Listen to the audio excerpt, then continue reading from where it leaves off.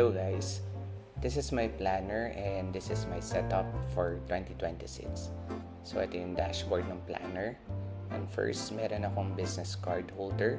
So kung may important business card ako nare-receive, dito ko nilalagay. Kung wala, mga cute cards. And maraming panda din dito sa planner ko since mahilig ako sa panda. Tapos, ang first section nito sa dashboard is meron akong lagayan ng mga love letters. Mga love letters na nare-receive ko. Pero meron din ako mga empty stationaries para if may gusto akong bigyan, so meron na akong handy. Susulatan ko na lang anong bibigay ko. Tapos ang first tab ko is monthly and weekly. Pero I just use monthly kasi yun yung nag-work na system for me.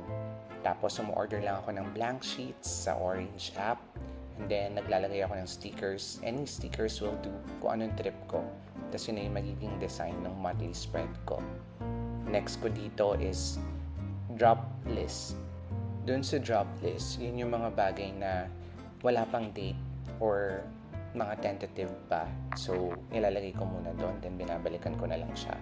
Then afterwards, money tab. Ito, anything that deals about finances or kaperahan. Then next ko is blank lang. So, usually dito yung mga notes, mga thoughts ko, pag magdoodle ako.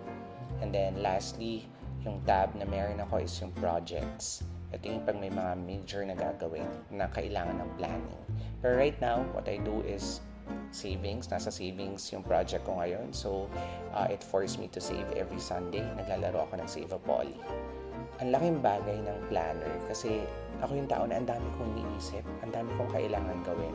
And for the planner, kailangan ko lang siya isulat. So, mawawala siya sa mind ko. Hindi siya magiging heavy.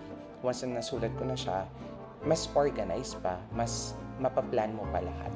So, kaya itong planner na to is a lifesaver for me. So, that's it you guys. A little tour of my planner. Thank you for watching. Bye!